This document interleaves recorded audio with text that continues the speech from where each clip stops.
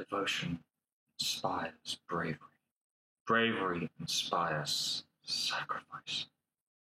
Sacrifice leads to death. So, feel free to kill yourself. This is under assumption that I actually devote myself to anything. That's true. And as Cade Six would say, hugs? Anyone? Hugs? No? Hugs or drugs. I don't think he said that. But anyway. That makes it actually real. Okay, I miss Cade. Anyway. Donut discussion.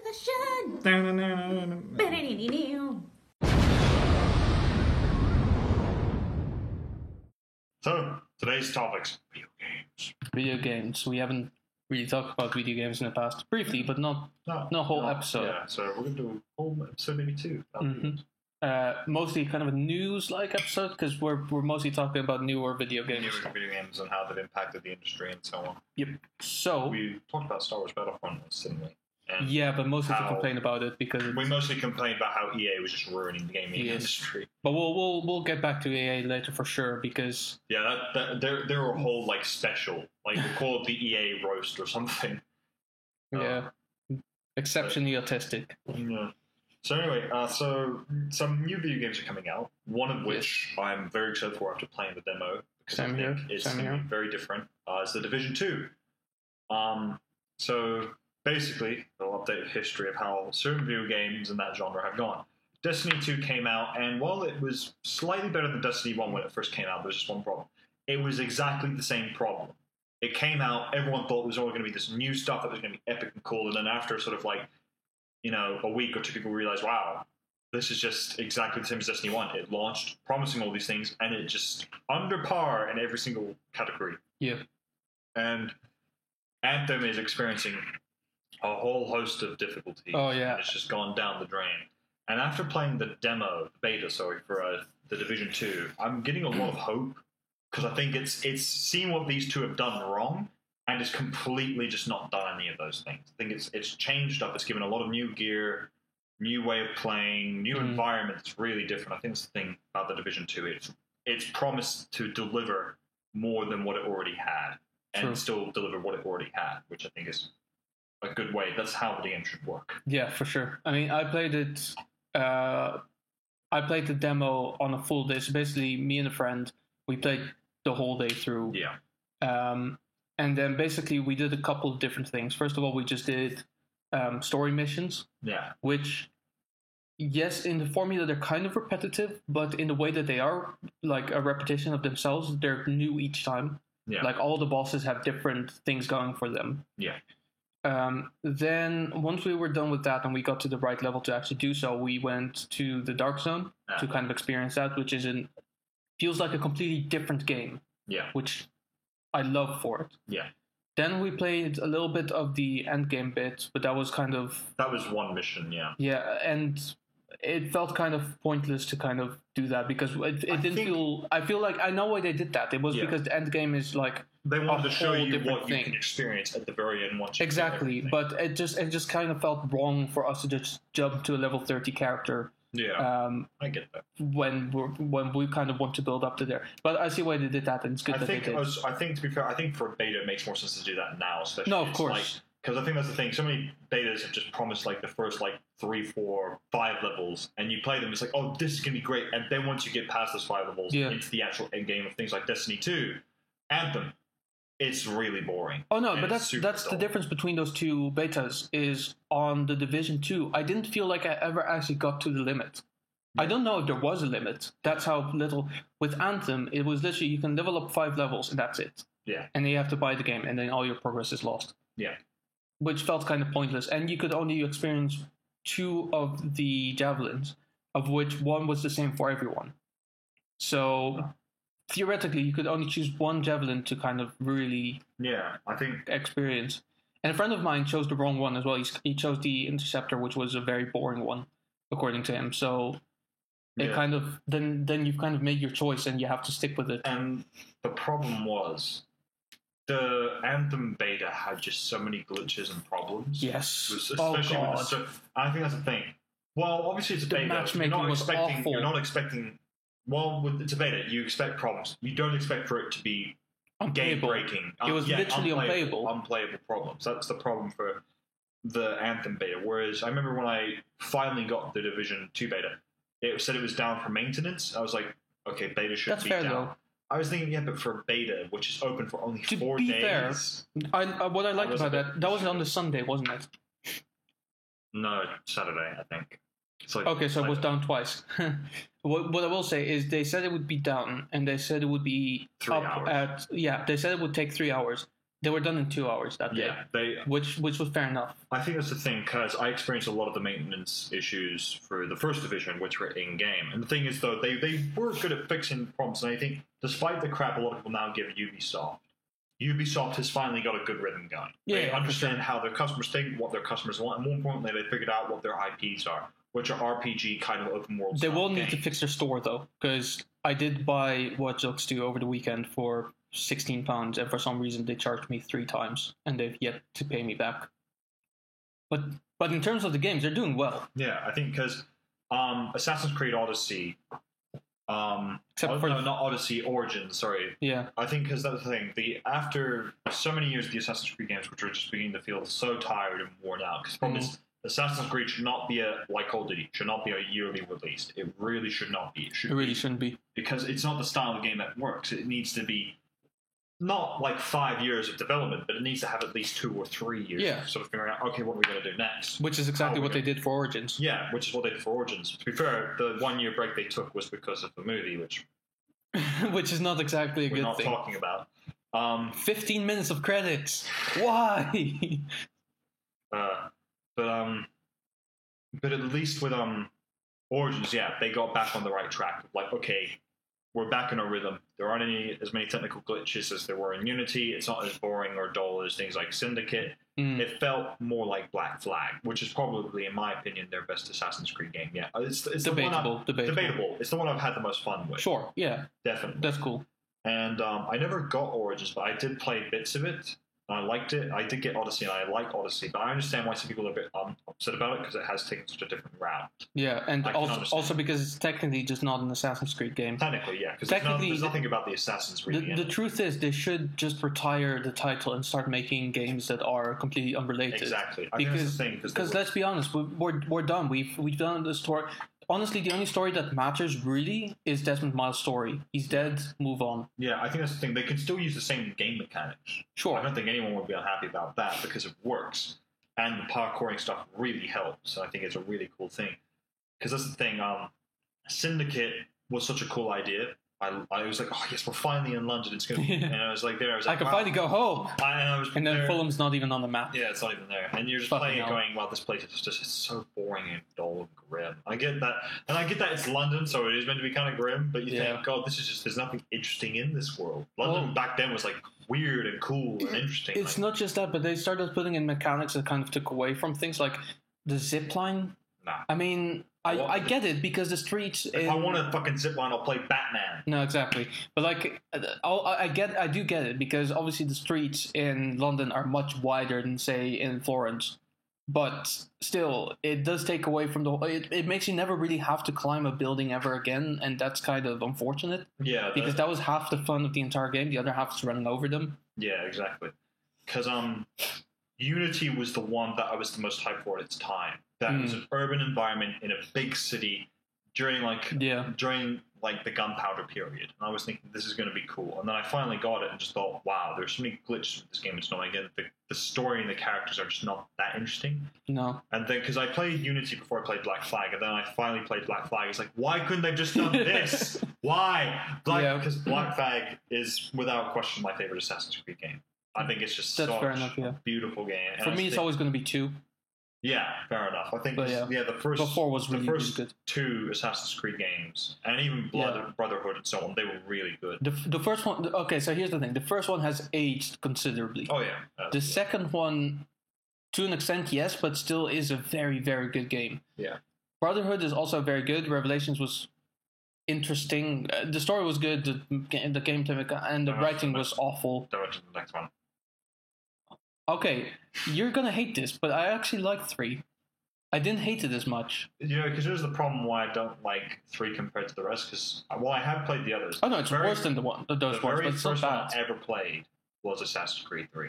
Well, then start there. Don't start there. I know, but that was the first one I ever started with. And then afterward, because I never played the other ones beforehand, I was like, I never had a PlayStation 2 or any of those. I mean, it's not like Star Wars where you just start at episode halfway through the middle.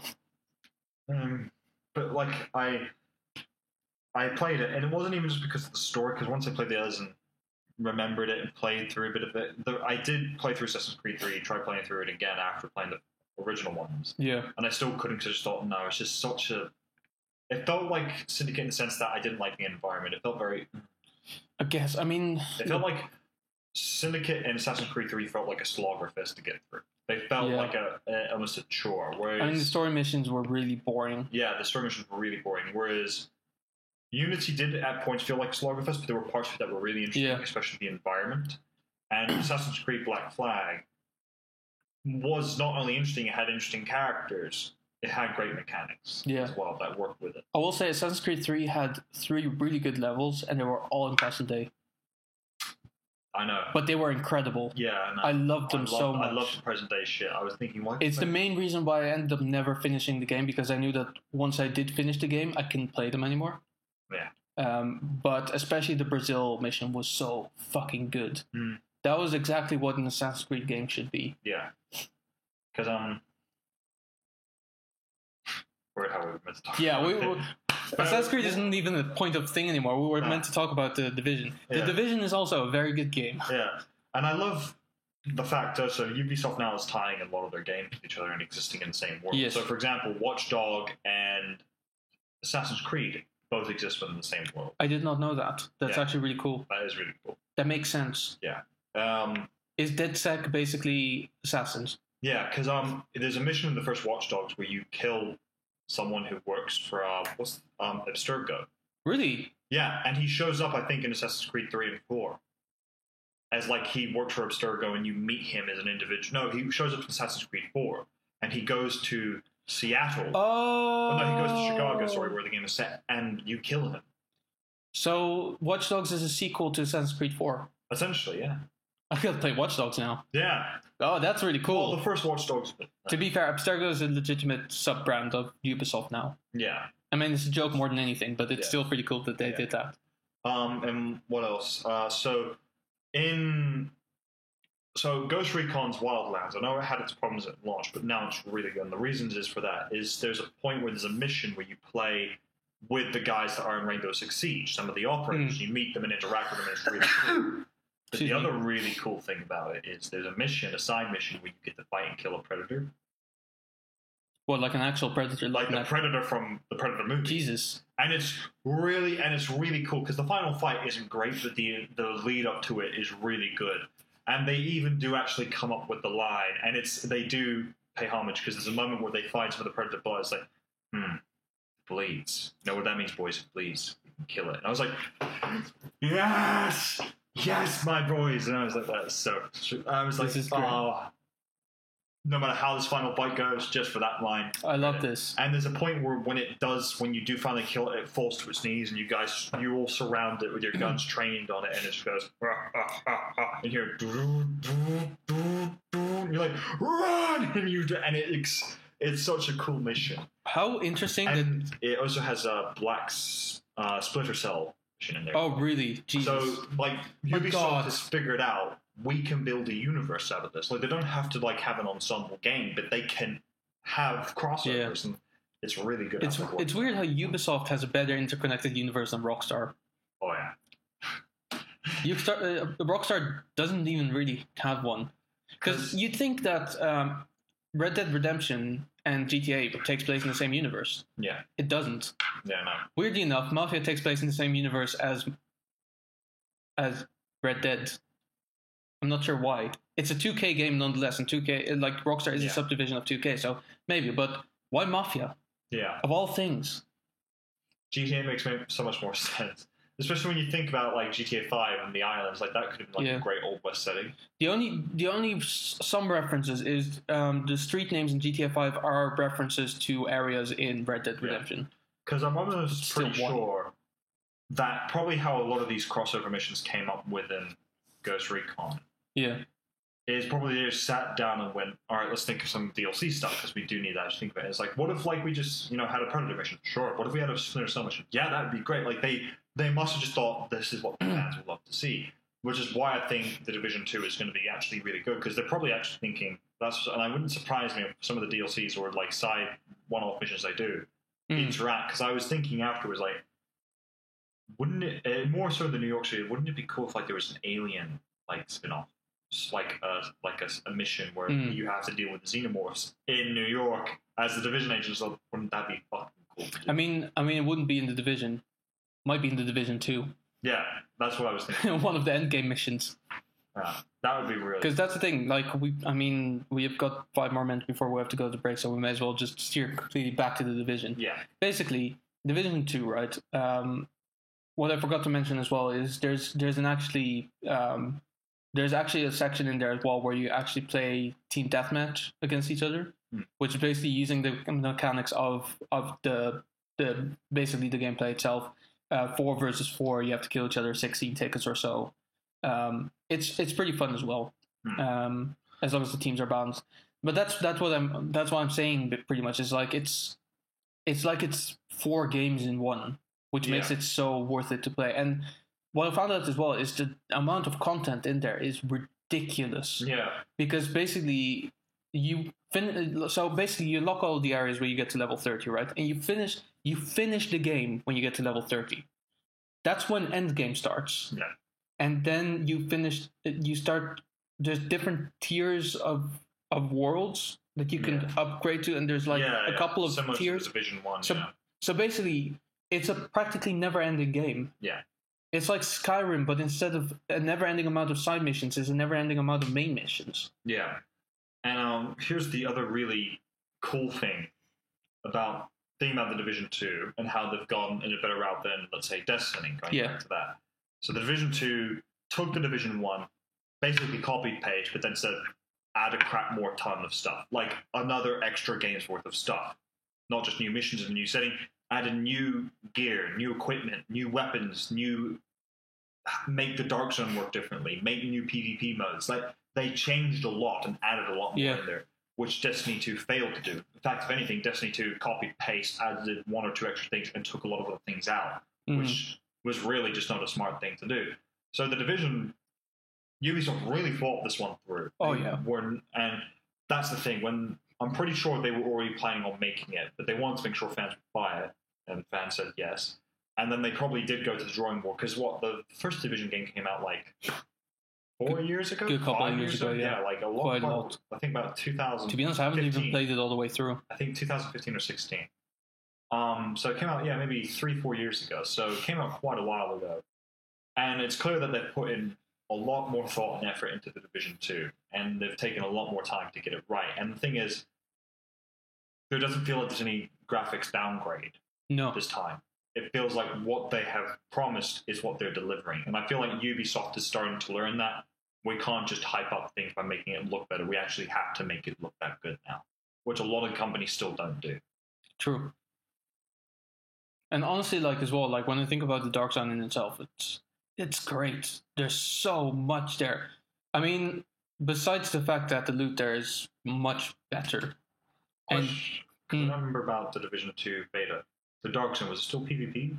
No? So, to an extent, yes. So basically, what you can do is you can go into the Dark Zone, and then you can kill other agents, and then you become a disavowed I remember agent. that part. That's still the same, but I was wondering, because I remember when... So you can still kill other agents, if that's what you're saying. Because I remember when me and my friend played the beta, and we went into the Dark Zone for the very first time, it felt like they changed it and made it a tutorial, so it was just PvE.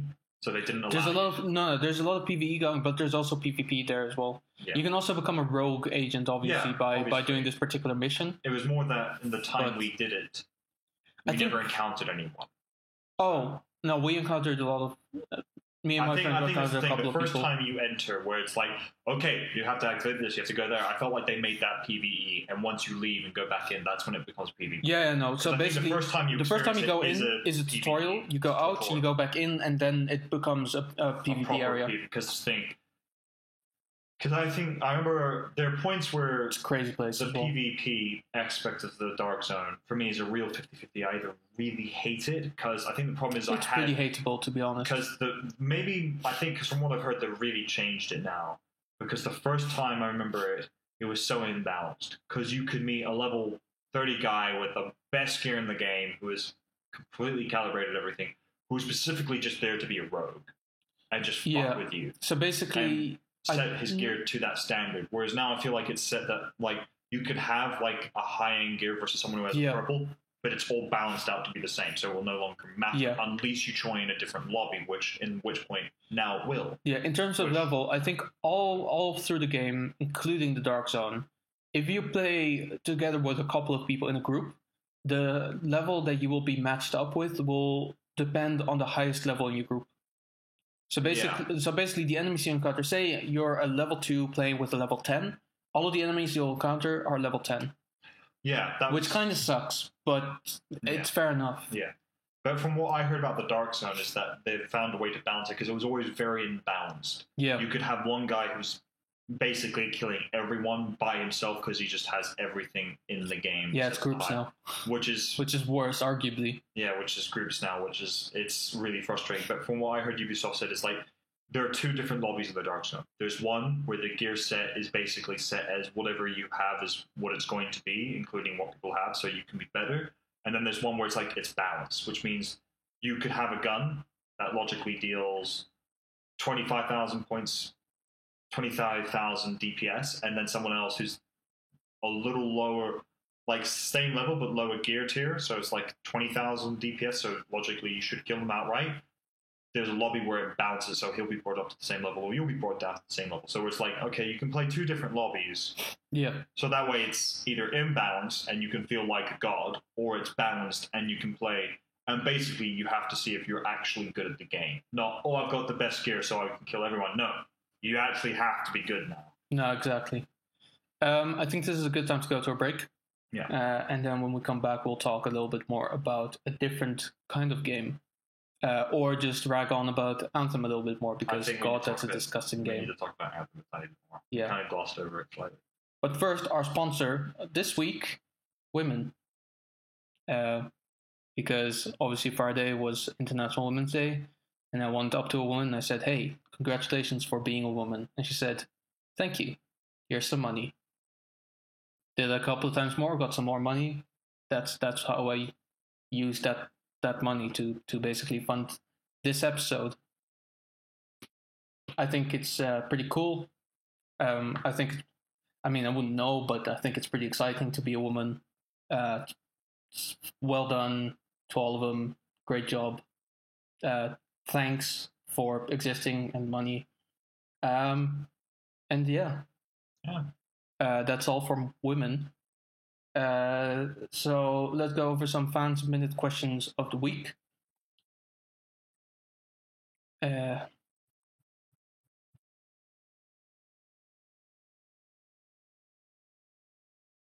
yeah, pretty good. Questions starting to get a little bit better. There's no one here.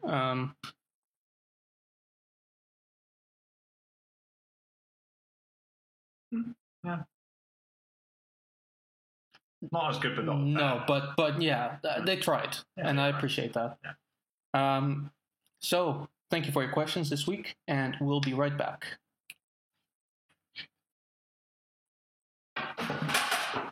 So we're back, and now we talk about the great old mess that is EA. Yes. Electronic Arts. It's in the game. I think that sums up my feelings and opinions on them.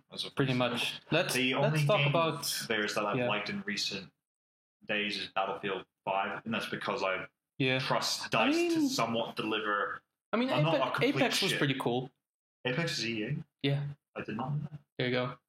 I hope so, because I'm using the EA launcher for it. But yeah, I mean, it's pretty cool, but it is one of those.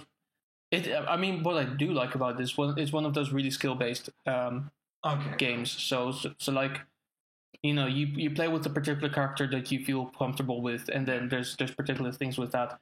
It is very hectic, but obviously that's not the game we're talking about. Yeah. Um, Now we talk about Anthem a little bit Anthem. more. So, I think this was about a month ago, probably, that the beta was live for Anthem. Not gonna lie, I enjoyed it to an extent at first. I thought it was beautiful, and I thought it had some potential, but I was getting the same feeling that I had gotten from Destiny 1 The Division 1, when I got so excited for those games, and I got them blindly thinking they're going to be great, and then afterwards I was thinking, what have I done? These are not as good as I was hoping, but they're still fun. Yeah, Anthem, I could tell was going to be that kind of game, where I knew if I bought it, I would regret it. yeah, So I decided not to buy this. and good decision as Good well. decision in the end, wasn't it? So basically, let's start with what I did like about Anthem.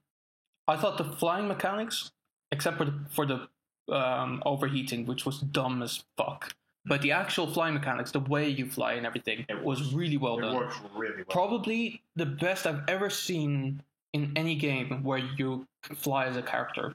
Yeah. That's it. That was it.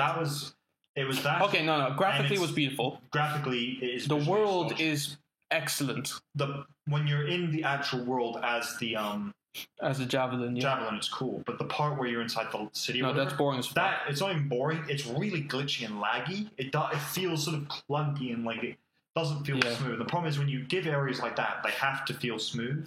They do, and it- yeah.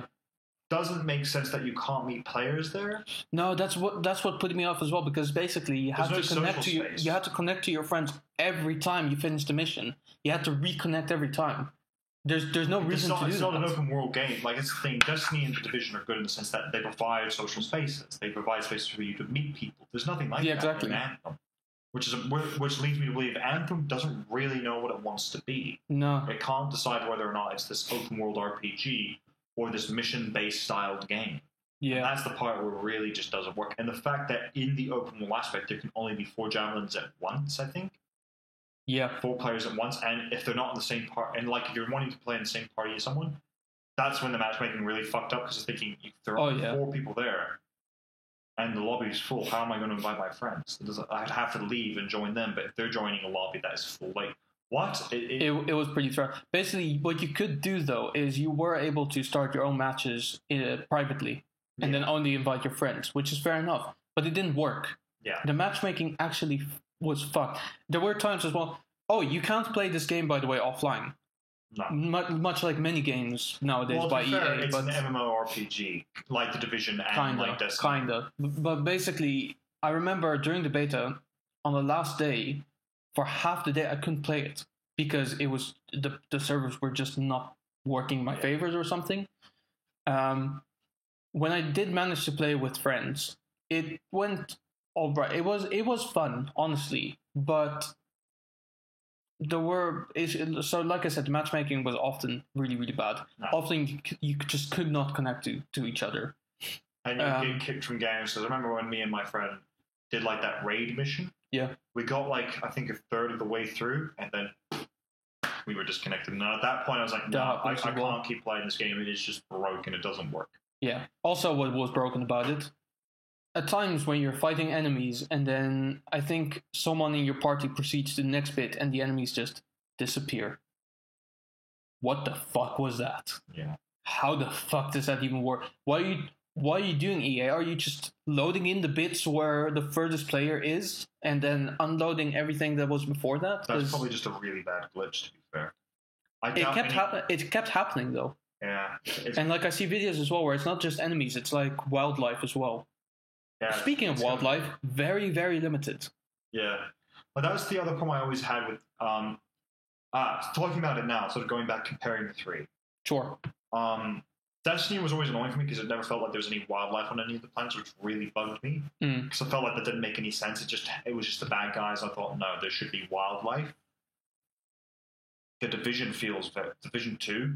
Excellent. You see dogs, you see Deer. deers, and that's the thing. It feels like New York is in a post-apocalyptic situation. Not New York, DC. Yeah. And the thing is, when I walked around it, I was really getting less. Rats even. My god. Yeah, what was the name of that Will Smith film? I'm I'm Legend. Legend. Yes, It that's felt what I like kept I'm comparing it Legend. to with my friend as well. walking It's around. exactly It that. felt like I am. And Legend. the atmosphere is exactly the same as well. And at some point, There was a bit where there were actual mannequins.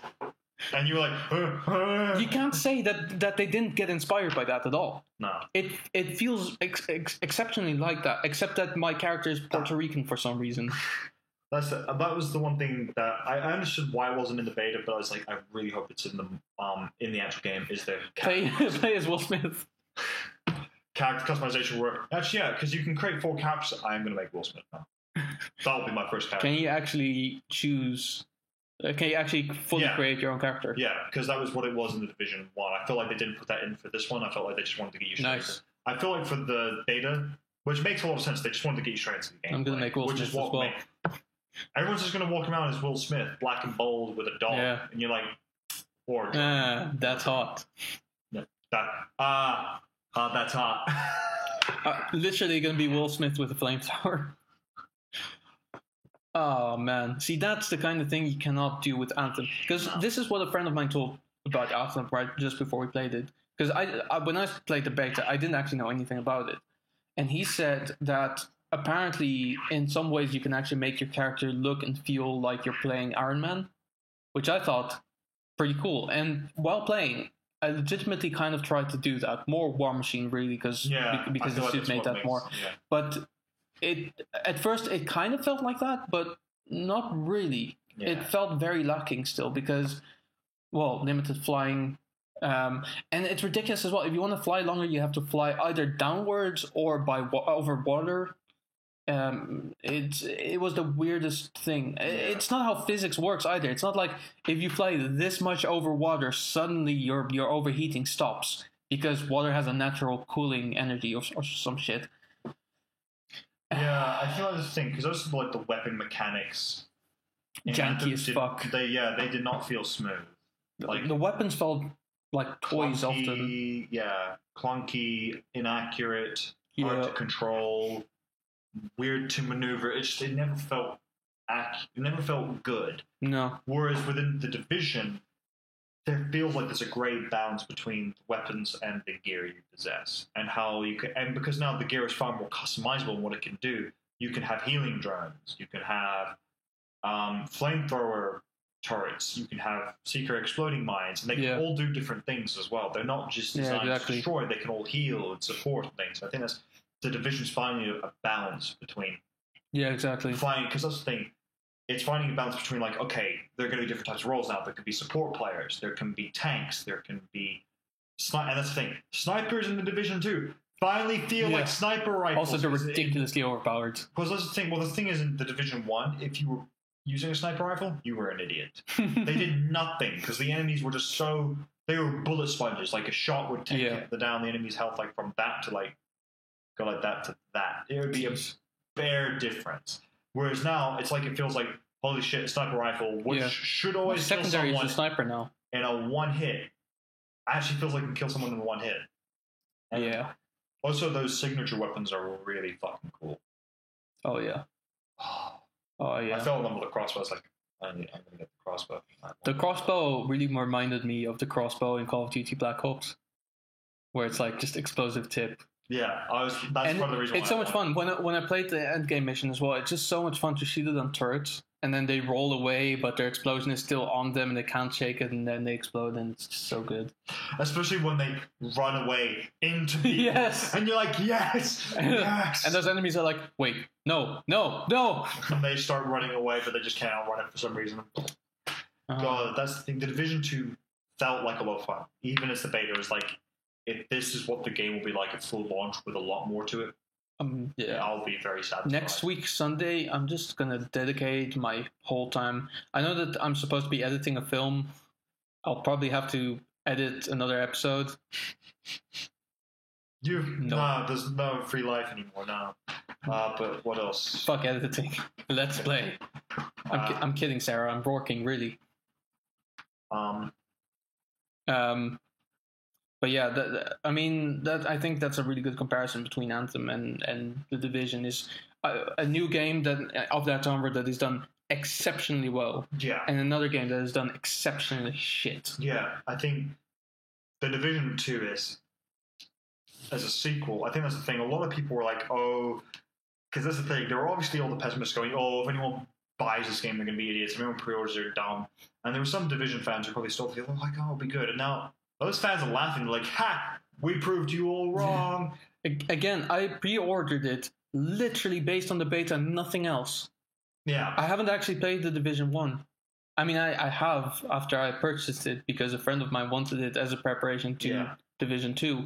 But that didn't make me buy the game. Yeah. That's the thing.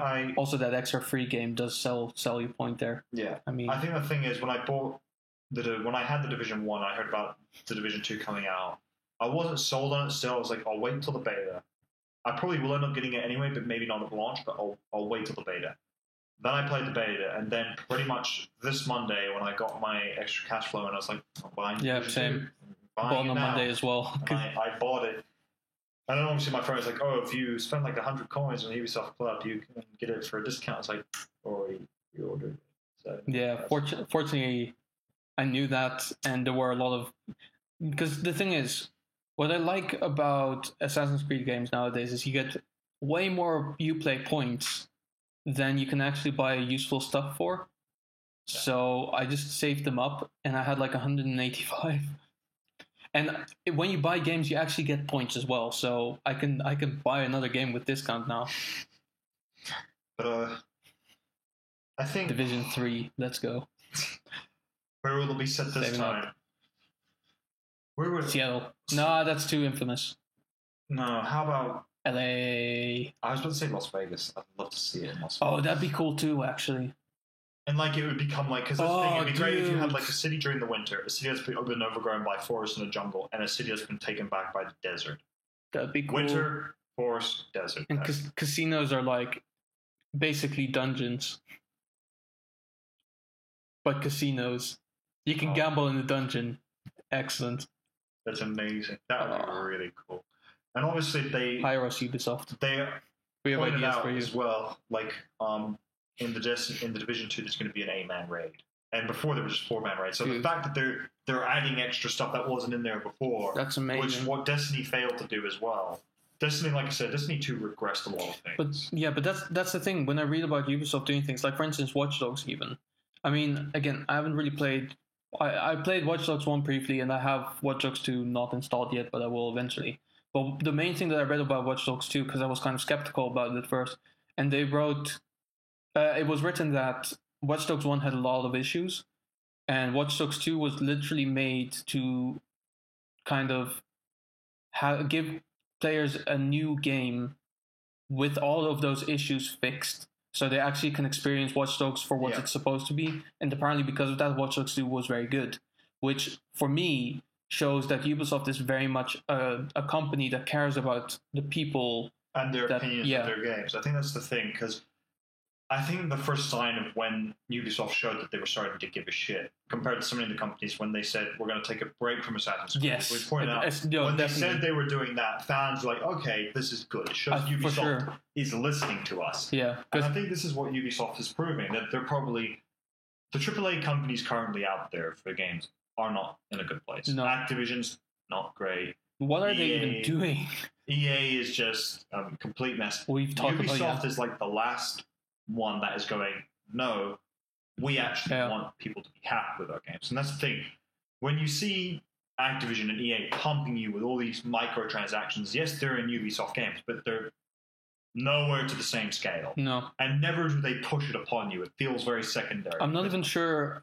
I mean, I'm sure there's microtransactions in the Division 2, but I have no idea. There were in the Division 1, so there probably will be. I don't know what they are. It was all purely cosmetic as well. Yeah, none of it was about actual gameplay mechanics. Or props to EA. I will say in Apex Legends, all of the stuff that you can buy is cosmetic.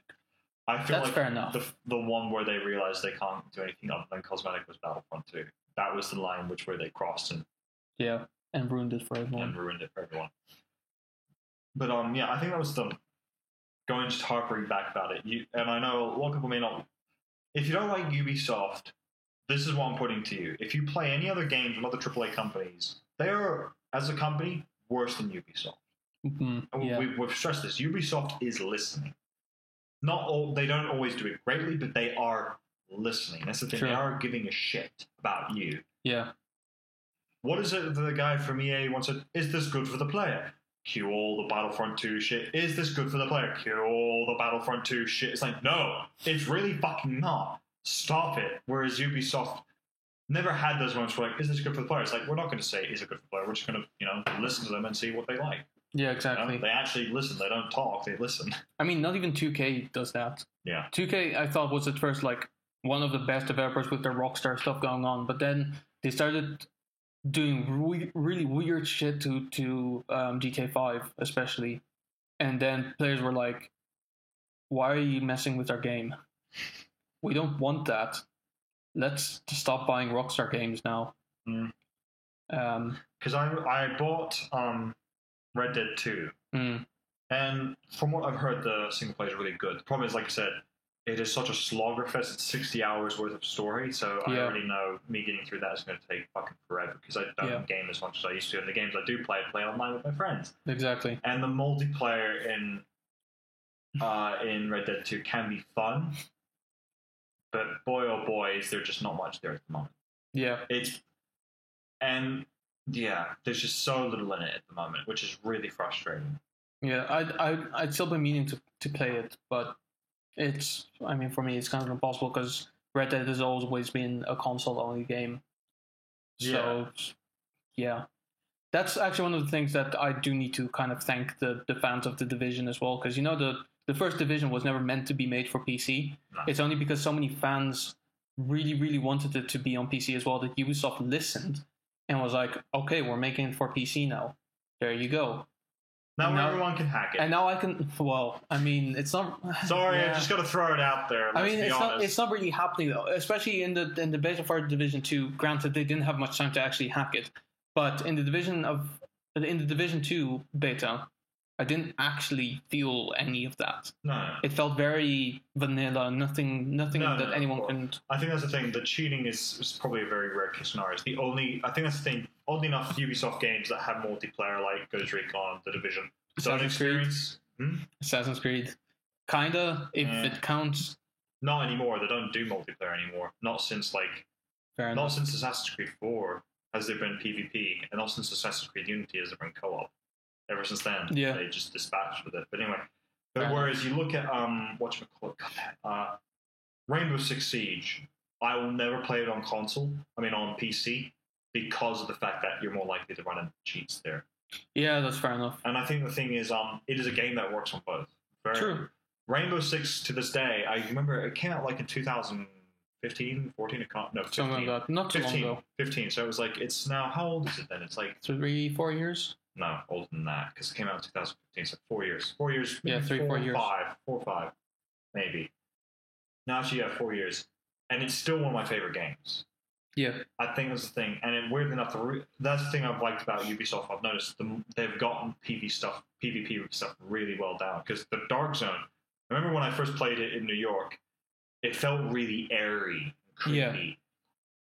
And the thing is, it's tense, because you don't want to run into other people because they can be just dickheads and go rogue. No, exactly. Whereas with Rainbow Six, the thing is, I don't like the Division and PvP because of that sense. People can just be dicks, and they don't even have to be good to be dicks. Yeah. In Rainbow Six Siege, it's one of those very few games I have a lot of mutual respect for it and the players I play against. And the reason is for that, one, it is one of the tensest games I've ever played. When it's 5v5 and once you're dead, that's it. It's tense and you've got to be so fucking careful. And the thing is, I used to be quite angry at it, but after more years of playing, I think I played it now. I played it more so in recent years than I have before. Just going, when people kill me, I don't even get mad anymore because I realize it is usually 100% my fault I die. Yeah. It is 100% my fault I die. Weirdly enough, that's the best feeling as well. Yeah, it's when you can actually explain it.